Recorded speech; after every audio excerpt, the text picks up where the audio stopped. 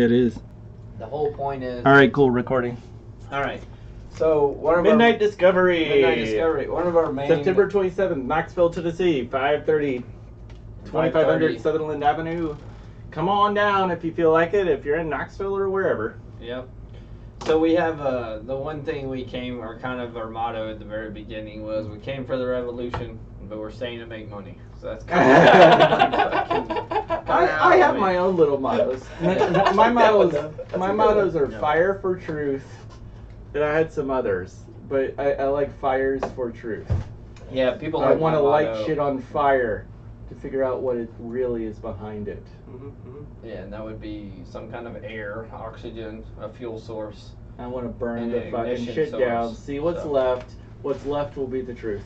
All right, so what we're talking about today is Killer has a topic to bring up. We're just earlier before the camera went on, we just basically talked about a general thing. There's a Rhea Bounty if you look on the page. Yeah, you can sign up and you can do the Facebook, liking Facebook posts, retweeting, and they'll give you free coins.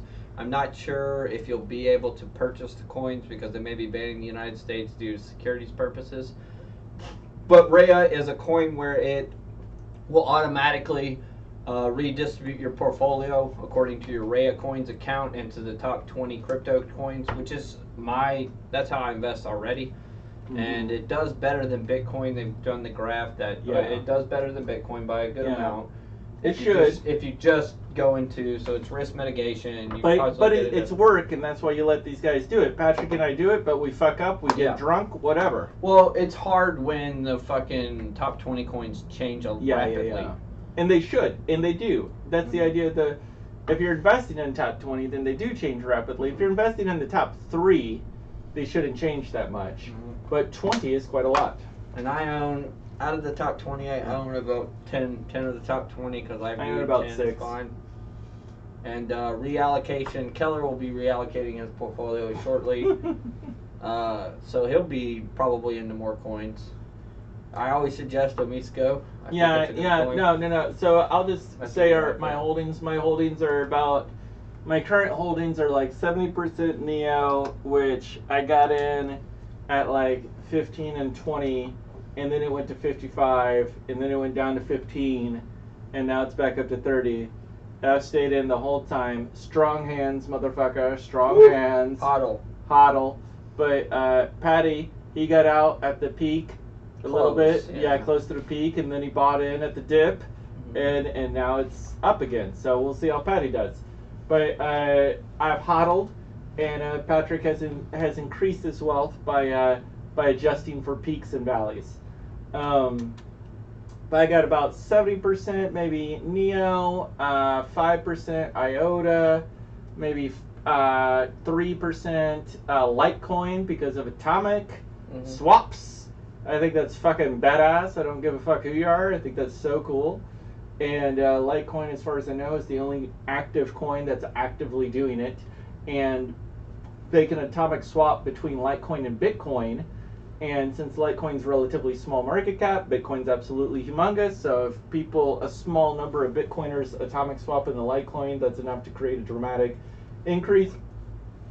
And since I bought Litecoin, and frankly I just bought it right after they released this atomic swap bullshit, it's gone up like 15% more than Ethereum, even though Ethereum's had an excellent day today. Yeah. But I was happy with that. And then I might be like 15% Ethereum. But yeah, Ethereum, Litecoin, IOTA, Faircoin, fucking badass, love Faircoin, going up again, 15%. Faircoin's just such a cheap market cap. In terms of, when I invest in coin, I'll tend to invest I mostly invest, I'm a moody investor. I don't try to invest on my mood, but I try to look into the developers and see how their moods are. And IOTA is a strong supporter of the Muslims. So I bought me some IOTA, and I fucking, no offense, I fucking hate the Euro devs who are dissing on IOTA because they're supported the Muslims. And I fucking hate that shit. And it really pisses me off. It's not what crypto is about, as far as I'm concerned. And then I do Litecoin. I don't like the businessy aspects of Litecoin, but whatever. Atomic swaps is still cool. And then I do Ethereum because I do think Ethereum is great overall. I really enjoy Vitalik. I really enjoy Vlad, even though he's barely a part of the community. I enjoy Hudson Johnson. I think he's an excellent contributor to Ethereum. I think he's done amazing work. Obviously Vitalik, but there's some that I'm less happy about, but there you go. And then Neo, I really like Da, and I like their idea of the smart economy. No spending money on the blockchain, so I like that for the proof of work. Somebody in a comment, they asked about Numeria, and I am going to look into more Numeria. I'm not sure if you've looked into Numeria, but Numeria does a concept which I'll be talking about here in a bit, but they do and they're one of the top 10. They do a concept called proof of, they call it POI. Yeah, proof of interaction or action. It's where you like do a transaction and then you get it. It's like there's proof of work, proof of stake, and proof of stake is that you have coins. And then what Numeria says is that you have to have coins, and they have to be like older than 6 months, or something like this. They have to be older than some period of time. So they want proof of stake plus time in order for it to work, and I really enjoy that kind of concept. Are you talking about NIM? NIM. Yeah, I had NIM. I don't have it. Yeah. But I like that concept. Now, I've not looked into their coin. If I was to say... It's called proof of importance. Proof of importance. In two ways. What the fuck is that, right? First, the amount of time the NIM or ZIM or whatever has been in your wallet, 10% of this balance becomes vested every 14th, 40th block, which is second by the number of transactions in the last 30 days on the account. This increases when such transactions are done towards high PO accounts. NIM coins can existence with 1,500 stakeholders receive other funds for distributed multi-sig wallets. So it just, how long? Basically, you get a little bonus for the longer you have your coins in your wallet, basically. Well, yeah, so that's what I want to figure out. Is it the coins in the wallet? Is it coins on exchange? Do you have to mine and have the coins? Coins in the wallet. Yeah, that's what I want to check. It says how if it's 30 days old or every block. Yeah. 14th, 40th block, you get paid that proof of stake 11%. On those coins. Yeah, and I think that's a very interesting concept, and I like it. Because if you hold the coins for 2 weeks, you wouldn't get the actual proof of stake. If I was to say marketing teams, like the Neo marketing team is very minimal, but there's a lot of people who own Neo who like promote Neo, so it kind of balances out. The Ethereum marketing team or the Ethereum people is insane, so it's super huge. IOTA again is totally shitty. But IOTA's fucking awesome because basically he says, I like Muslims, I'm okay with Muslims. And then every other blockchain now has teamed up and said, let's all diss on IOTA because fuck them. Fuck these Muslims. Okay. And it's fucking awesome. And what we're going to say about this, it's one point of view. The point I like is I don't believe politics and business mix very well. Yeah. And for example, football right now being protested. Fuck that shit. People are getting too excited about stupid shit. I know, but they're not watching football, and it just drives the price of the market down for advertisement. So what happens is I approve of business entities staying apolitical. Support everybody, but be apolitical. Support everybody. But also be apolitical about it. Don't come out and say we support these people. Or No, the IOTA people, they weren't being political about it. Some guy on their coin was like, nobody's gonna buy your coin because you're okay with the Muslims or some shit like that. Yeah. And the guy was like, get fucked. I got that on that, and that's cool. And we support like non-racial, non-gender bias. Yes. What I'm saying is, for an economic standpoint, is you don't want a political coin. Yeah, you literally, if someone says in particular, fuck the Muslims, and you're like fuck you. You can literally just say we're a non-gender, non-biased community. That's your answer. Not fuck you. It's just we're non-gender, non-biased, and we believe cryptocurrency is generated in this ideology.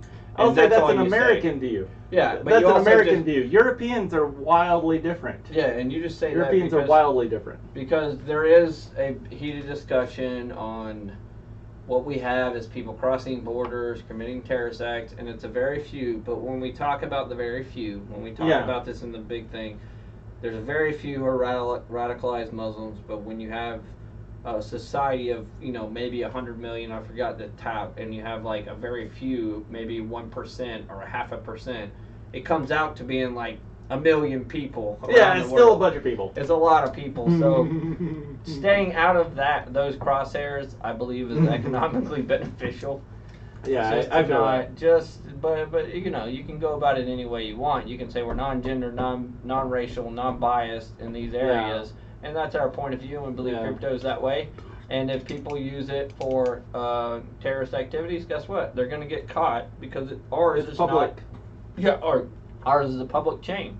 Yeah, Ethereum, Bitcoin, public chain. Yeah. There are some chains, just for the record, just so people know. We haven't been talking about them, but Monero, Zcash, these are the coins that are like explicitly, let's just say, I'm not going to say that they're used for drug purposes, but these are the coins that you would want to use if you're trying to do illegal activity, type of activity. You'd want to use Monero or Zcash, whereas you would never, ever, ever use, you wouldn't want to use Ethereum in the current model. You wouldn't want to use Bitcoin ever because it's all public. You wouldn't want to do Neo. You want to do, it'd have to be one of these other coins, which we normally don't really talk about, but they're good coins. I don't believe they're good coins for future value because of this. Because the government can possibly shut them down if they don't abide by the laws that are already in place by Coinbase, which are like non-money laundering laws. Right. They're basically against money laundering, which means you have to track stuff. Yeah. So when you talk about these coins that are secret, possibly they'll be there on the fringe, and they may always be there on the fringe. But in general, they're going to have to keep up with quantum computing. They're going to have to figure out how to defeat quantum computing, and that can happen. But the other side of it is, do you want a coin that possibly is not taken up by the society and is shunned, and therefore it doesn't have money in it, which therefore market cap doesn't go up, therefore the coin value doesn't go up. Right. So what you're talking about is mass adoption. Will secret coins get mass adopted? I don't think so. I think the government will shut down these entities. They come to people's houses who are like thought they were in Bitcoin and thought they could get away with it using tails, but they left something on, some IP address on, and they come to their house and ransack it. Yeah. So do you want to be associated with these type of coins where you wouldn't purposely get ransacked, but the head of it owns 30%, might take it down? Yeah, and then also, do you want to have a major stake? Like, if you're going to do Monero, if you're going to do Zcash for like $1,000, whatever. Yeah. Are you going to put 50,000 in one of those coins? Short term you might. Short term you might, but long term it's super risky. Whereas Ethereum and Bitcoin, the idea of the government trying to shut down Ethereum and Bitcoin is just super unlikely. Yeah, and they like to be able to track it. So when these coins are mostly trackable. Yeah, when you say, hey, I do Bitcoin, well, guess what? The IRS could see your Bitcoin transaction. Yeah, I know. And I'm fine with that. I mean, I am too, because we're good with this because we want transactions to be publicly viewed to where no one can fuck it. Yeah, and nobody can mess it up. And the other part we didn't talk about this is if it's encrypted in encrypted quantum or whatever encryption, right? And it's private transaction. If you get fucked on the transaction, you don't have any proof. If you lose your money, you don't have any proof. I mean, these are like public things. Like if someone stole all your money on Monero, how are you going to prove it? You can't. You can't. No, so the way, anyways. I mean, that's another thing that's also risky. It's making money because a lot of these things aren't live. So when we talk about all these future projects, a lot of these future projects aren't live. 98% of these coins are going to die. That's just proven in history that a lot of these huge startup That's probably about right. That a lot of these coins are going to die. So what are we going to stick with? The top 10, 20 coins that have mass use. Yeah. These secret coins, I will just say that's my opinion too. I largely agree with that. The mass use top coins, I do some niche coins, some niche market coins, but you don't want to invest in the number 300 that's doing the same thing everybody else is doing. Yeah. So what we have is we've been there's been some few things. So we talked about the Rhea Bounty. We talked about coins. I'll do my holdings real quick. I think I got 20% of Misco. I got hell yeah, dude. 20. Fuck yeah, Misco. You're Misco. doing it. I like and those guys took it up. And for those who don't know, I'm a big supporter of Vlad and his projects. Mm-hmm. He does We Trust. He also does a Misco. Yeah. Vlad is a and those coins he's are a well-intentioned socialist type of person. Sometimes he gets a little babbly. You can go but buy he I love to listen to him and even though he likes to clown. One other thing, we can talk about those. So I hold those. We're saying $10. I hold art. You can. They're $10 a coin, so you can buy some for Yeah, like yeah, 11 right now. Yeah, Mies. It's like they're 11. like it's pretty good. I think they it's teamed up with projects. Thailand at McDonald's. Yeah. Nice. So they're gonna give a credit card that you can use at McDonald's to spend your crypto. Yeah. That's fucking awesome. Pretty awesome. So any crypto, not a Misco. So Misco is gonna be a proof. They're just a credit card. They're gonna be a proof of stake, and hopefully I have good. enough to. Oh fuck yes. To get a huge one. Yeah. So the biggest thing about that, so then I hold like 10% ARC, I hold some Neo right now, not a whole lot. I own 1 Bitcoin and I own Ethereum, 20% probably. So the biggest thing, so one of the things I've been looking into recently is cryptography. So just so people know about cryptography, okay? So what they use is RSA protocol, which is multiplying large prime numbers against each other. Oh yeah. So sure. it's really easy to multiply them up by a computer, but it's really hard to divide them down. So what the SHA-256 is what we have. It's 256-bit. What it is an elliptical cryptography. So it's called ECC. So elliptical cryptography with RSA.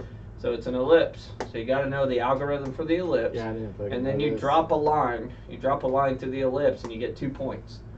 Then your key to decrypt it, decrypt the message. So the package that goes across is what's the algorithm, what's the points, okay? So decrypt the messages. Your computer looks at the ellipse, and it's huge ellipse, and you draw a line through it, and where it intersects the ellipse at the 2 points, the answer is the third point on the opposite side. So it's like what the definition is Q plus R equals negative R. So that's what it is. So it takes this 256 encryption and multiplies it by the 2 points in the negative, which comes out to a 3070 encryption. So it's a big small package. The downside of this is that with quantum computing, they'll be able to solve this using a logarithm. And with quantum computing is you have 2 protons. They have quantum computers technically, very, very small. And the problem is not building a quantum computer. The problem is using that program to say this quantum particle, this qubit as they call it, is a 0 or a 1 or a 0 and a 1 together at the same time. So when they're saying 5 years would be a more regular time for this quantum computing. Yeah. And they're developing cryptography to combat it. Cryptography has kind of been on a sleep right now for 20 years because they didn't need to. Yeah, so people worry about quantum computing, and so what quantum computing will do is it'll break today's cryptography. Correct. But if quantum computing, if it's made public, if only the government, like if only China, if only the CIA, if they own all quantum computers, then it's a problem for cryptographers. But if it becomes public and cryptographers are allowed to develop their cryptography using quantum computing, then it's not a problem. Well, this because is cryptography is always ahead of whatever it takes to break it. They already as long have, as they have equal technology. They already have ways of they think are quantum proof, so it's not much of an issue. So they have 3 ways of cryptography to break it. One way is called the lattice. They think this is the most best one. So what you have is a point is the end of the decryption is a point. So you have to find this point. The computer has to find this point. Well, where this point is on a 500 dimensional plane. So it's really, really close, but they use arrows to get to the point. So the computer uses arrows as mathematical algorithm to get to the point. What they do is, the way you can make it is, lattice has been brokeable now by quantum computers because they've had to make it so small. Because the real deal about quantum computers and cryptography is, the bigger the cryptography, the larger space it takes on the block.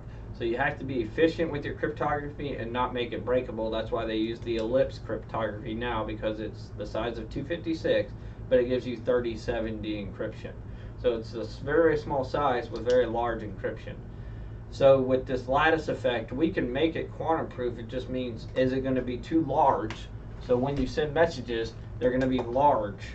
And therefore, you have to fit so many signatures on the block and how much information is going on each block. And that's why Bitcoin went up in block size, because in general, the bigger the block size, the more signatures and transactions you can have, the more transaction fees, the more miners get rewarded, the bigger the